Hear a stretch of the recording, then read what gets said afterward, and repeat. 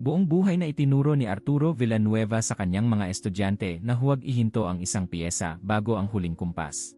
Noon, hindi niya akalaing makalipas lamang ang ilang linggo ay ang sarili niyang anak ang mag-uutos na alisin siya sa life support. Hindi rin niya akalaing, kapag handa ng sumunod ang lahat, isang nurse ang sasalungat sa utos na iyon sa pamamagitan ng isang salita lamang. Tuwing umaga, dumaraan si Arturo sa pangunahing bulwagan ng Konserbatoryong Villanueva habang pinakikinggan ang tunog ng iba't ibang instrumentong nagmumula sa bawat silid. Itinatag niya ang konserbatoryo matapos ang mahabang karera bilang maestro at ginamit ang sarili niyang pera upang gawing paaralan ng musika ang isang lumang gusali. Nagbabayad ng matrikula ang ilan sa mga estudyante, ngunit maraming pwesto ang libre. Isang umaga, ipinakita sa kanya ni Lorna Bautista ang listahan ng mga bagong aplikante at nagtanong, "Sigurado po ba kayong kaya nating magbigay ng 6 pang scholarship ngayong taon?" Sinuri ni Arturo ang mga bilang at sumagot, "Kung babawasan natin ang mga gastusing hindi nakatutulong sa mga estudyante, kaya nating magbigay ng 8. Hindi lang para magsanay ng mga profesional ang lugar na ito, Lorna. Narito ito upang bigyan ng pagkakataon ang mga taong hindi pa kailanman nakatugtog ng tunay na instrumento." Ngumiti ang tagapangasiwa dahil iyon na ang inaasahan niyang sagot.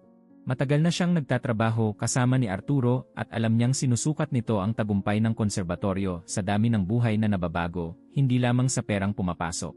Lumaki si Paolo sa kapaligirang iyon, ngunit hindi niya kailanman ipinakita ang pagmamahal ng kanyang ama sa proyekto. Matapos mag-aral ng business administration, siya ang humawak sa mga kontrata, bayarin at ari-arian ng pamilya. Para kay Arturo, mas praktikal lamang tumingin sa mundo ang anak. Ngunit para kay Paolo, ang gusali ang pinakamahalagang pag-aari ng pamilya at aksaya ang mga scholarship. Kaya ipinilit niyang ibenta ang konserbatoryo sa isang grupong gustong gamitin ang lupa para sa ibang negosyo. Tinanggihan agad ni Arturo ang alok nang malaman niya ito. Nang hapong iyon, nagtalo ang mag-ama sa opisina habang nag-aayos ng mga dokumento si Lorna sa katabing silid. "Mas malaki ang halaga ng gusali kaysa sa kayang kitain ng paaralang ito," giit ni Paolo. "Kung ibibenta natin, hindi na ninyo kailangang problemahin ang maintenance, mga scholarship, at mga guro." Sumagot si Arturo nang hindi sumisigaw. "Tinatawag mong pagkalugi ang lahat ng hindi agad naglalagay ng pera sa bulsa mo. Tinatawag ko iyong pananagutan. Hindi ibebenta ang lugar na ito." Ikinatwira ni Paolo na kumukuha ng mga pwestong maaaring ibigay sa mayayamang pamilya ang mga scholar. "Isinasakripisyo ninyo ang ari-arian ng pamilya natin para sa mga taong hindi naman natin kilala," sabi niya. Binuksan ni Arturo ang isang folder at ipinakita ang mga dokumentong inihahanda niya. "Iyan ang dahilan kung bakit gagawin kong isang independenteng foundation ang konserbatoryo. Kapag napirmahan ko ito, hindi na magiging bahagi ng anumang mana ang gusali at walang sinumang makapagbebenta nito." Matatapos ang huling hakbang pagkatapos ng konsyerto sa linggong iyon. Nagbago ang ekspresyon ni Paolo. "Ibig sabihin, aalisin niyo sa akin ang pinakamahalagang pag-aari ng pamilya." Isinara ni Arturo ang folder. "Wala akong inaalis sa'yo. Pinoprotektahan ko ang isang bagay na hindi kailanman ginawa para payamanin ka." Umalis si Paolo sa opisina nang hindi nagpapaalam.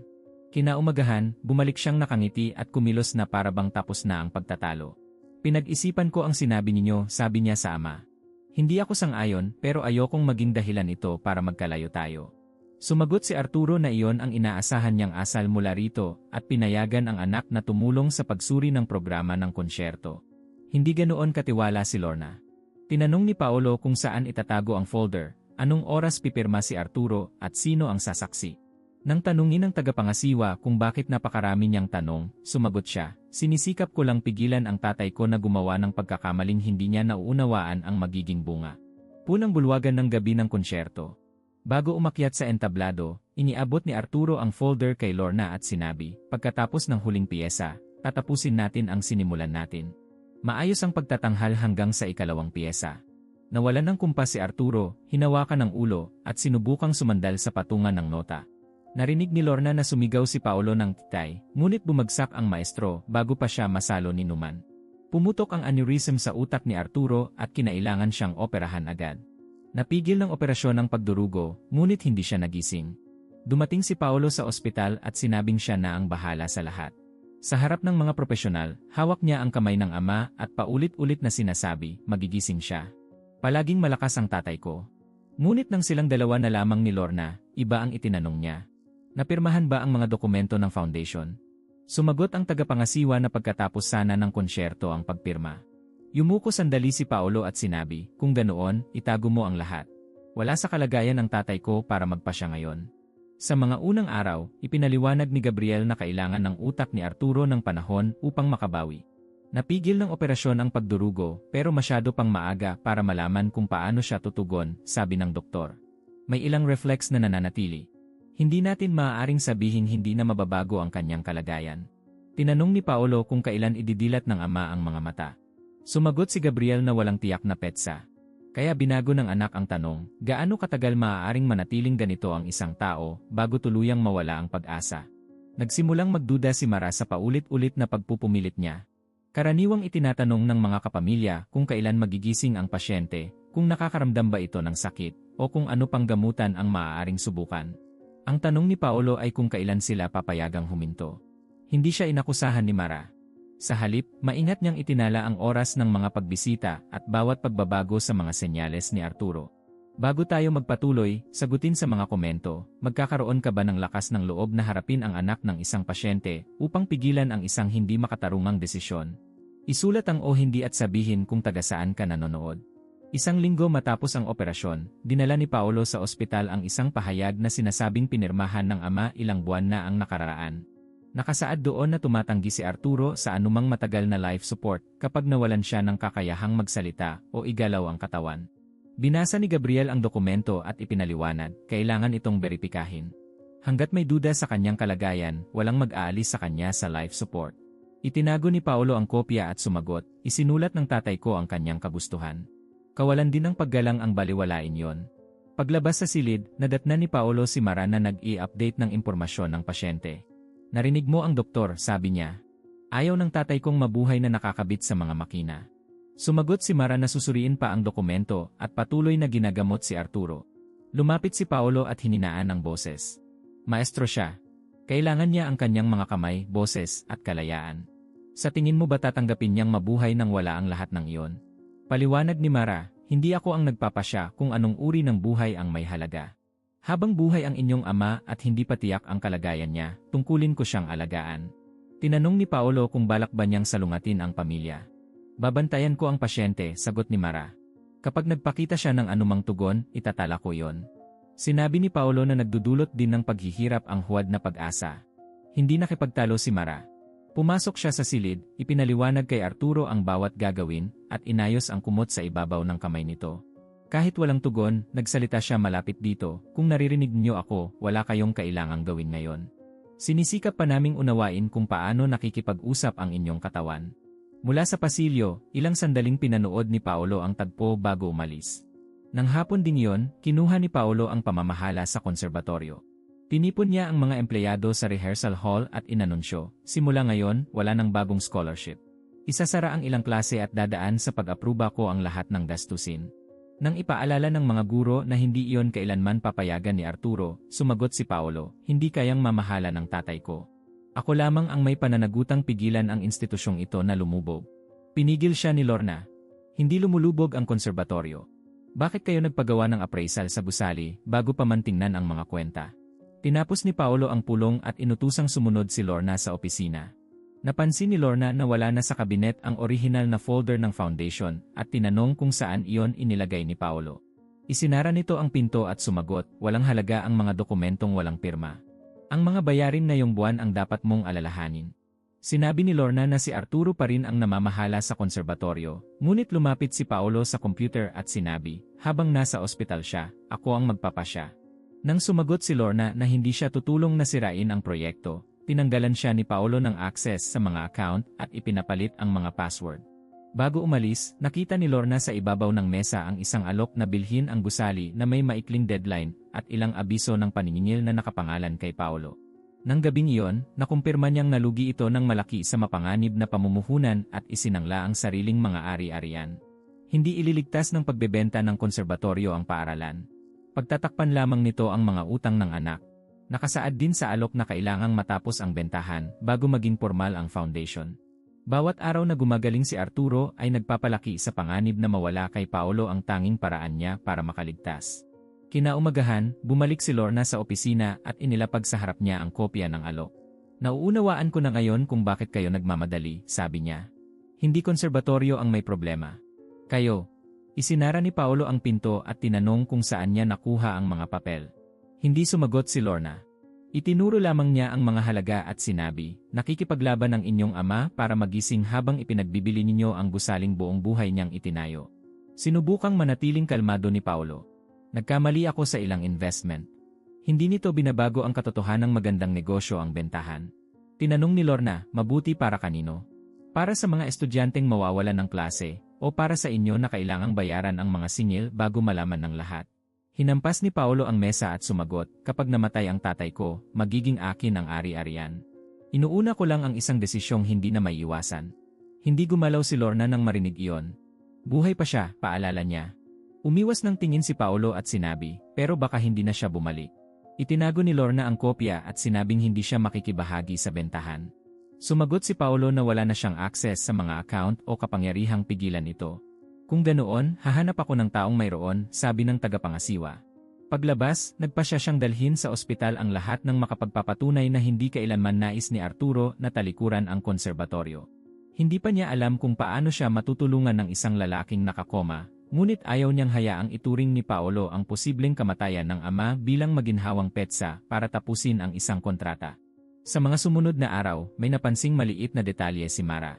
Tuwing pumapasok si Paolo sa silid at nagsasalita tungkol sa pagbebenta ng konserbatoryo, bumibilis ang tibok ng puso ni Arturo. Maaaring kusang reaksyon lamang iyon sa tunog, ngunit paulit-ulit itong nangyayari. Isang gabi, yumuko ang anak sa tainga ng ama at bumulong, kapag natapos ito, gagawin ko sa gusaling iyon ang dapat sanang ginawa maraming taon na ang nakaraan. Gumalaw ang kanang hintuturo ni Arturo sa kumot. Maikli at halos hindi makitang galaw iyon, kasunod ang dalawang mabilis na pagtapik. Lumapit si Mara, ngunit agad na tumuwid si Paolo. May problema ba? Tanong nito. Sumagot ang nurse na tinitingnan niya ang sirkulasyon sa kamay, at umalis din si Paolo makalipas ang ilang sandali. Nanatili si Mara sa tabi ng kama at nakiusap, Ginoong Arturo, kung naririnig niyo ako, igalaw ninyong muli ang hintuturo. Walang nangyari.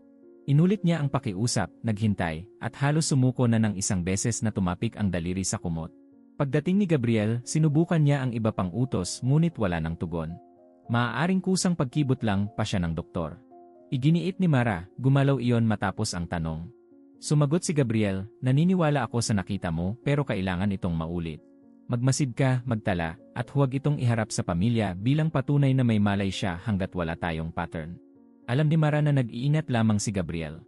Gayunman, itinala niya ang tugon at kinausap si Arturo sa bawat pagpapalit ng shift. Ipinaliliwanag niya ang gagawin, sinasabi ang oras, at humihiling ng simpleng galaw. Kung minsan ay walang nangyayari. Sa ibang pagkakataon, tumatama ang hintuturo sa kumot pagkatapos ng isang tanong. Ang problema ay ang malaman kung sinasadya ba yon. Napansin ni Paolo na labis na binabantayan ng nurse ang kamay ng ama. Sa isang pagbisita, nadatnan niyang hinihiling ni Mara na pisilin ni Arturo ang kanyang mga daliri. Nang lumabas ang nurse para kumuha ng gamit, hinila ni Paolo ang kumot upang matakpan ang mga kamay ng pasyente. Pagbalik ni Mara, sinabi niya, kailangang magpahinga ng tatay ko. Tigilan mo ang mga stimulus na nagpapahaba lamang sa paghihirap niya. Ipinaliwanag ni Mara na bahagi ng pag-aalaga ang pakikipag-usap sa mga pasyenteng walang malay at wala siyang ginagawang invasive na pagsusuri. Sumagot si Paolo, nurse ka, hindi ka bahagi ng pamilya ko. Gawin mo ang trabaho mo at ipaubaya ang mga desisyon sa may karapatan. Nanatiling mahinahon si Mara. Kasama sa trabaho ko ang pagmamasid sa anumang senyales ng tugon. Sumagot si Paolo, kasama sa trabaho mo ang pagsunod sa doktor. Pumasok si Gabriel sa silid sa pagtatapos ng pagtatalo at pinakalma silang dalawa. Sa pasilyo, binalaan niya si Mara, nagreklamo na si Paolo na nakikialam ka sa mga desisyon. Kapag hinarap mo siya ng walang matibay na ebidensya, maaari kang alisin ng administrasyon sa silid na ito. Tinanong ni Mara kung naniniwala rin ba siyang reflex lamang ang lahat. Naniniwala akong may napansin ka, sagot ni Gabriel. Pero hindi sapat ang paniniwala kapag napakabigat ng desisyong nakataya. Kung maaalis siya sa kaso, baka wala nang patuloy na magmasid sa mga galaw. Kaya tumigil si Mara sa pakikipagtalo at itinala na lamang ang oras, tanong, tagal bago tumugon, lakas ng pagtapik, at mga pagbabago sa monitor. Kinabukasan ng madaling araw, idinilat ni Arturo ang mga mata ng ilang segundo. Hindi nakatuon kay Mara ang tingin, ngunit may luhang umagos sa gilid ng mukha nang banggitin niya ang konserbatoryo. Pinunasan ng nurse ang luha at tinanong kung naririnig siya nito. Isang beses gumalaw ang hintuturo. Pagkatapos ay tinanong niya kung nangangahulugan bang naiintindihan siya nito. May isa pang pagtapik. Gusto ni Mara na tawagin ang buong pangkat, ngunit alam niyang kukwestiyonin pa rin ang isang hiwalay na tugon. Kailangan niyang matuklasan ang wikang sinusubukang gamitin ng lalaki. Makalipas ang 2 araw, dumating si Lorna sa ospital. Ipinagbawal ni Paolo ang pagpasok ng mga empleyado ng konserbatoryo, ngunit nagpumilit siyang mag-iwan ng folder ng mga personal na gamit ni Arturo. Sinalubong siya ni Mara sa reception at ikinuwentong tila tumutugon ang maestro sa ilang pangungusap. Tinanong ni Lorna kung ano ang hitsura ng dalaw. Nang marinig ang paglalarawan sa mga pagtapik sa kumot, ilang segundo siyang hindi nakapagsalita. Ginagawa niya yon sa mga ensayo, paliwanag ni Lorna. Kapag kailangan niyang itama ang isang musikero nang hindi pinatitigil ang buong orkestra, ginagamit niya ang hintuturo. Ang isang tapik ay nangangahulugang magpatuloy. Ang dalawang mabilis na tapik ay nangangahulugang huminto. Agad iyong nakikilala ng mga matagal nang nag-aaral dito. Nadama ni Mara ang bigat ng impormasyong iyon. Maaaring katumbas ng ang isang tapik at ng hindi ang dalawa. Hiniling niyang papasukin si Lorna ng ilang minuto sa ilalim ng kanyang pagbabantay. Sa tabi ng kama, malinaw na nagsalita ang tagapangasiwa, "Maestro, ako ito, si Lorna. Kung nakikilala niyo ako, gawin niyo ang senyales para magpatuloy." Matapos ang mahabang paghihintay, isang beses tumapik sa kumot ang daliri ni Arturo. Pinigilan ni Lorna ang pag-iyak. Pagkatapos, nagtanong si Mara ng isang bagay na alam nila ang tamang sagot. "Nasa konserbatoryo po ba kayo?" 2 mabilis na tapik ang isinagot ni Arturo. "Nasa ospital po ba kayo?" Isang tapik. "Anak niyo ba si Paolo?" Isang tapik. "Gusto ba ninyong ibenta ang konserbatoryo?" 2 mabilis na tapik, mas malakas kaysa sa nauna. Agad na tinawag ni Mara si Gabriel. Sa pagkakataong ito, nasaksihan ng doktor ang magkakaugnay na serye ng mga tugon. Humiling siya ng mas masusing neurological exam at ipinarecord ang pattern ayon sa mga patakaran ng ospital. Sa pagsusuri, nasagot ni Arturo ang mga simpleng tanong, nakilala ang mga boses, at sinabi sa pamamagitan ng senyales na hindi komportable ang kaliwang kamay niya. Mabagal ang mga galaw at pumapalya kapag napapagod siya, ngunit hindi na maaaring ituring na nagkataon lamang ang mga iyon. Ipinaliwanag ni Gabriel na maaaring nasa minimally conscious state ang maestro. Bagamat hindi tumutugon ang kanyang katawan, nananatili ang bahagi ng kanyang pag-unawa. Kailangan ng mga karagdagang pagsusuri upang malaman ang lawak ng aktibidad ng utak at may angkop ang gamutan. Higit sa lahat, walang desisyong hindi na mababawi ang maaaring gawin bago matapos ang pagsisiyasat. Tinanong ni Mara si Arturo, "Nais ba ninyong manatili sa life support habang sinusubukan namin kayong tulungan?" Isang tapik ang. 2 ang hindi. Isang beses tumapik sa kumot ang hintuturo. Itinala ni Gabriel ang sagot at sinabing walang life support na aalisin bago ang kumpletong pagsusuri. Nang malaman ni Paolo na nakapasok si Lorna sa silid, galit na galit siyang dumating. "Hindi ka pamilya ang babaeng iyon at iniimpluwensyahan niya kayo," paratang niya. "Walang malay ang tatay ko. Maaaring reflex lang ang anumang galaw." Sumagot si Gabriel, "Nakita ko ang mga tugon. Hanggat hindi malinaw ang mga ito, hindi ako magpapahintulot ng desisyong hindi na mababawi." Binuksan ni Paolo ang folder at ipinakita ang pahayag na sinasabing mula sa ama. "Kayo rin ang nagsabing hindi palagian ang mga galaw." Malinaw ang pahayag ng kagustuhang pinirmahan ng tatay ko noong malusog siya. Hindi iyon mababago ng isang nurse dahil lang naging personal para sa kanya ang kasong ito. Nang gabing iyon, magkasamang binasa ni Mara at Lorna ang pahayag. Nakasaad doon na mas gugustuhin ni Arturo na agad alisin sa life support kapag hindi na siya makapagkumpas sa isang orkestra. Umiling si Lorna. Hindi kailanman susukatin ni Arturo ang halaga ng sariling buhay sa kanyang mga kamay. Sinasabi niyang nananatiling maestro ang isang maestro kahit pakikinig na lamang ang kaya nito. Pagkatapos, napansin niya ang petsa at ipinaliwanag, ng linggong iyon, maraming kontratang dinala ni Paolo para pirmahan ng ama niya. Maaaring isiningit ang pahinang ito sa mga iyon. Nasa folder din ng konserbatoryo ang record ng isang naunang pulong. Doon, sinabi ni Arturo na nais niyang ipagpatuloy ang gamutan hanggat kaya niyang umunawa at makipag-usap, kahit sa pamamagitan lamang ng mga kilos. Sa sumunod na shift, nagsagawa si Gabriel ng mga pagsusuri nang hindi hinahayaang ipahiwatig ni Lorna o Mara ang mga sagot. "Arturo ba ang pangalan niyo?" tanong niya. Isang tapik. "Nasa bahay po ba kayo?" 2 tapik. "Nagtatagpo ba kayo ng konserbatoryo?" Isang tapik. Nagpalit-palit ng tanong ang doktor, inulit ang ilan, at tahimik na naghintay sa pagitan. Kapag napapagod si Arturo, humihinto ang daliri. Makalipas ang ilang minutong pahinga, bumabalik ang mga tugon. Tumingin si Gabriel kay Mara at inamin, hindi ito kusang pagkibot. Nagsisikap siyang sagutin tayo. Pagkatapos, sinabi ni Lorna sa maestro na sinusubukan ni Paolo na ibenta ang konserbatoryo. Pinahintulutan po ba ninyo ang bentahang ito? Tanong niya. Sumagot si Arturo ng dalawang malakas na tapik at sinubukang igalaw muli ang kamay. Nagdala si Mara ng isang simpleng board na may mga letrang hinati sa mga grupo. Matagal ang proseso, ngunit nabuo ni Arturo ang tatlong salita, folder, drawer, ensayo. Naintindihan ni Lorna. Sa mesang pinaglalagyan niya ng mga piyesa, nakita niya ang isang sobre na may kopya ng plano ng foundation, record ng pulong, at liham kung bakit kailangang protektahan ang paaralan. Pinatibay ng mga papeles ang pangangailangang imbestigahan ang pahayag ni Paolo, ngunit ayaw nang maghintay ng anak. Kinaumagahan, dumating siya at iginiit na igalang ng ospital ang dokumentong iniharap niya. Nagbabala si Gabriel, maaaring kumpirmahin ng mga pagsusuri ngayong araw na may malay ang inyong ama. Wala akong gagawin bago lumabas ang resulta. Sumagot si Paolo, napakatagal na ninyong ipinagpapaliban ito. Bawat araw na nakakabit siya sa mga makinang iyan ay paghihirap na tinanggihan niya sa sulat. Nauwi ang pagtatalo sa isang pulong sa tabi ng kama. Dahil kumbinsido pa rin siya ang may kapangyarihan sa desisyon, inilapag ni Paolo ang folder sa mesa at nagpahayag, tama na ang mga pagsusuri. Sa akin ipinagkatiwala ng tatay ko ang desisyon. Alisin na niyo siya sa life support. Sa sandaling iyon, humarang si Mara sa control panel at nagsabi, hindi. Binalot ng katahimikan ang silid.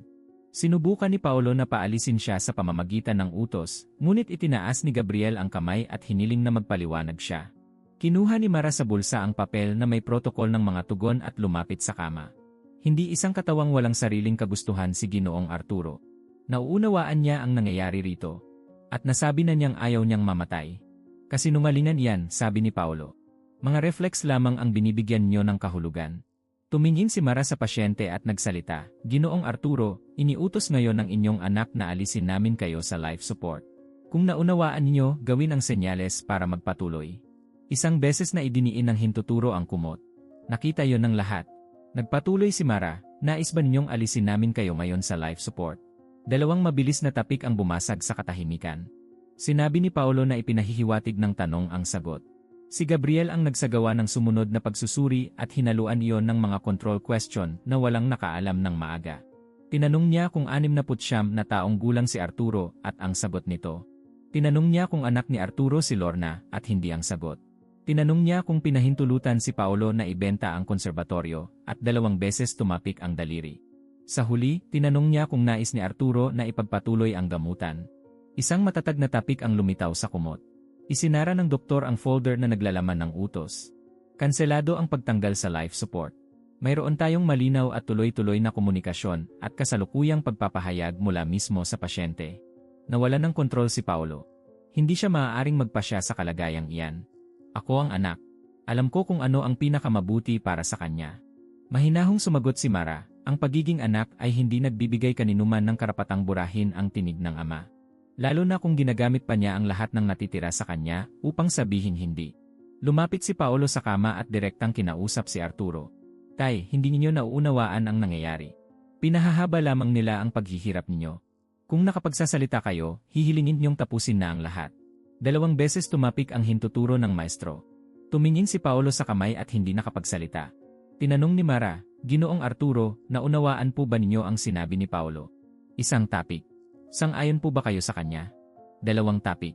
Sa unang pagkakataon, naglaho ang tiwala sa sarili ni Paolo. Hanggang noon, itinuturing niya ang bawat galaw bilang isang bagay na maaaring ipaliwanag o baliwalain. Ngayon, sumasagot ang ama sa harap ng lahat, tinatanggihan ang kanyang mga salita at kapangyarihan. Sinubukan niyang sabihing nalilito si Arturo, ngunit ipinakita ni Gabriel ang mga control question at record mula sa iba't ibang shift. Hindi si Mara ang nagsasalita para sa pasyente. Si Arturo mismo yon, gamit ang tanging kilos na kaya pang gawin ng kanyang katawan. Pinaalis ni Gabriel si Paolo sa silid.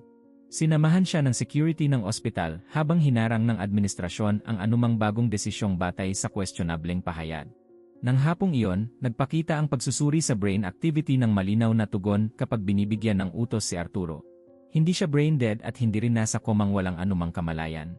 Malubha ang kanyang kalagayan, ngunit may tunay na posibilidad ng paggaling sa mahabang rehabilitation at angkop na pagpapasigla.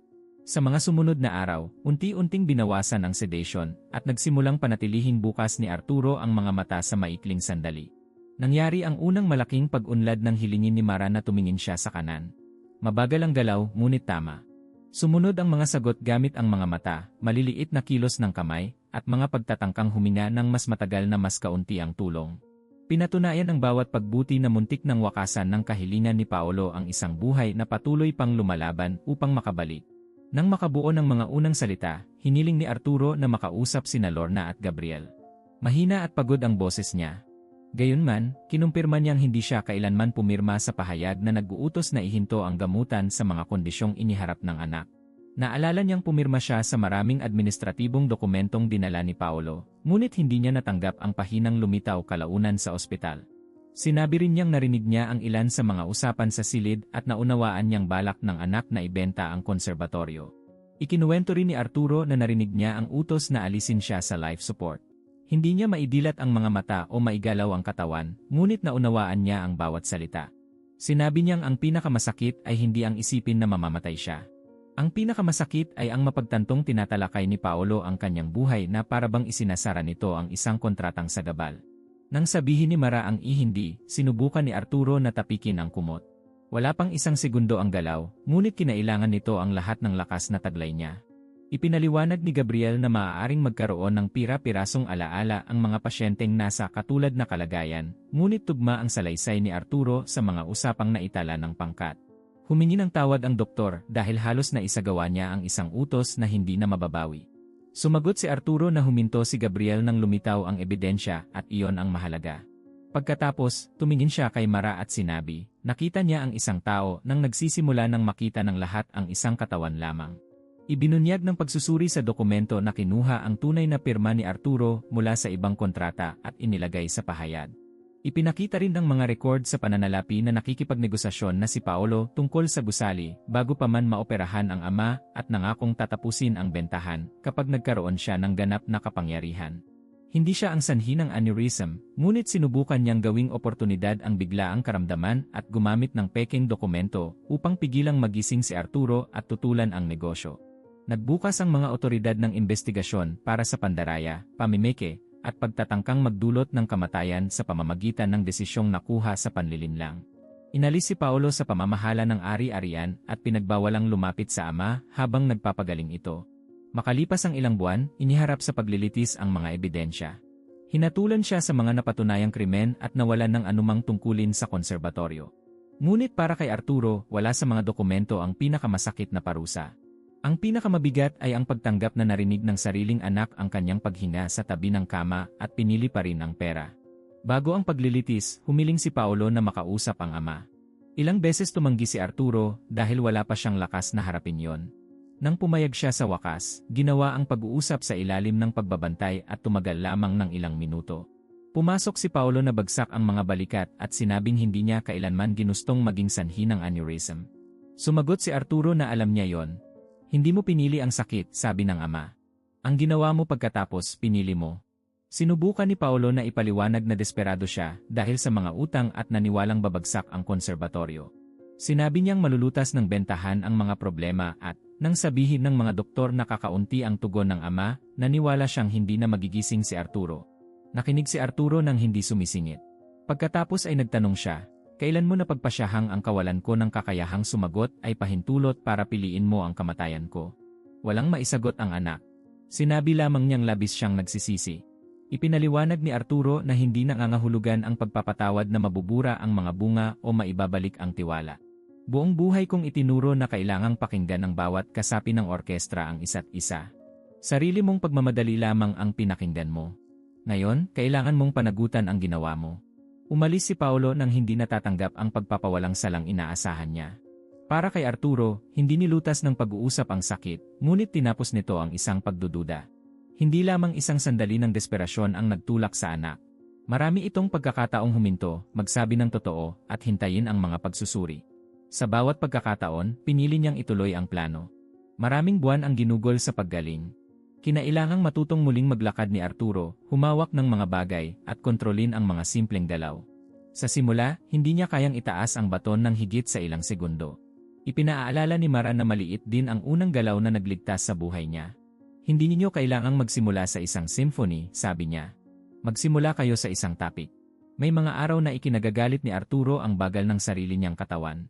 Naririnig niya ang buong piyesa sa isip, ngunit wala siyang lakas para markahan ang 4 na kumpas gamit ang kamay. Sa isang rehabilitation session, 3 beses niyang nabitawan ang baton at pinalabas ang lahat. Nanatili si Mara sa pintuan at hinintay na lumipas ang katahimikan. Pagkatapos, inilapag niya ang baton sa mesa at nagtanong, "Naaalala po ba ninyo kung ano ang ibig sabihin ng isang topic?" Sumagot si Arturo na ibig sabihin nito ay magpatuloy. "Kung ganoon, wala kayong kailangang patunayan ngayon," sabi niya. "Kailangan lamang ninyong magpasya kung magpapatuloy kayo bukas." Kinaumagahan, muling hiningi ni Arturo ang baton. Napanatili niya iyon ng ilang segundo pa. Maliit ang pag-unlad, ngunit inulit niya iyon sa loob ng maraming linggo. Una niyang nakontrol ang pulso, pagkatapos ang braso, at sa huli ay nakahakbang ng may suporta habang nakikinig sa mga recording ng mga estudyante. Dinadala ni Lorna ang mga ulat ng konserbatoryo sa ospital at hinihintay ang sagot niya sa bawat mahalagang desisyon. Kahit hindi pa nakababalik sa tungkulin, unti-unting nababawi ni Arturo ang karapatang makibahagi sa bagay na sinubukang kunin ni Paolo. Nagpadala ang mga estudyante ng audio ng kanilang mga ensayo, at nagsimulang magbigay si Arturo ng mga pagwawasto gamit ang mga mata at ang dating code ng mga topic. Isang senyales ang nagsasabing ipagpatuloy ang musika.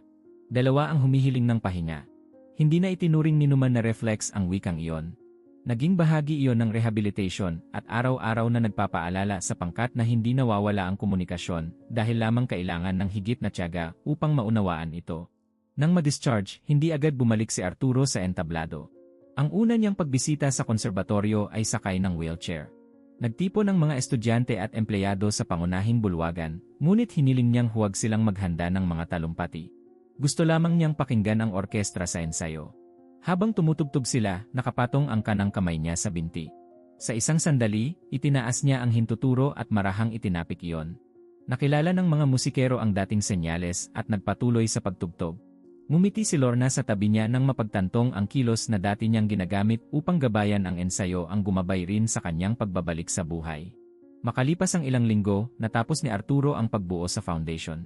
Hindi na naging bahagi ng anumang mana ang gusali at pinrotektahan ito ng mga tuntuning nagtitiyak sa mga scholarship at pumipigil sa pagbebenta para sa pansariling pakinabang.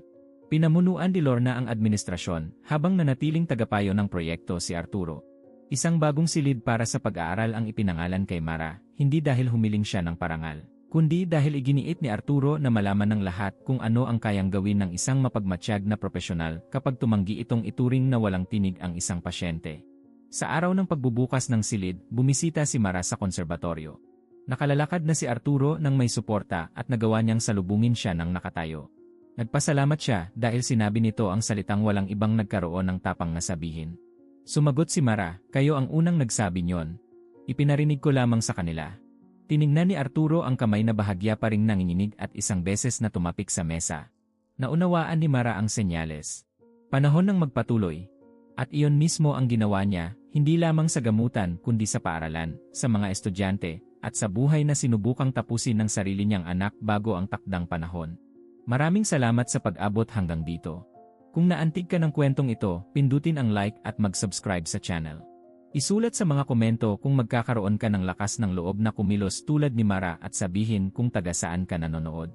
Ibahagi ang kwentong ito sa isang taong naniniwala pa rin sa halaga ng pagtatanggol sa mga hindi kayang iparinig ang kanilang tinig.